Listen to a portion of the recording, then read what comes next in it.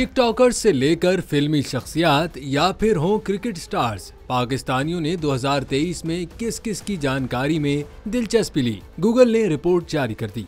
खेल, सियासत, मशहूर शख्सियात, अहम तकरीबात और टेक्नोलॉजी की मालूमात में पाकिस्तानी कौम ने दिलचस्पी ली। पाकिस्तानियों के सर्च बटन पर रहने वाली सबसे पहली शख्सियत हैं टिकटॉकर हरीम शाह, जिसके बाद यूट्यूबर अलीज़े सहर के बारे में भी ज्यादातर पाकिस्तानियों ने जानने की कोशिश की।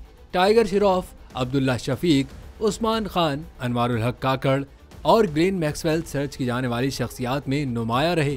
शख्सियात के अलावा Pakistan super league, cricket world cup, Asia cup, Indian premier league, Ashes और ईद उल फितर के हवाले से कौम ने सबसे ज्यादा सर्चिंग की। अच्छे खासे लोगों ने आने वाले इंतखाबात से मुतल्लिक भी सर्च किया।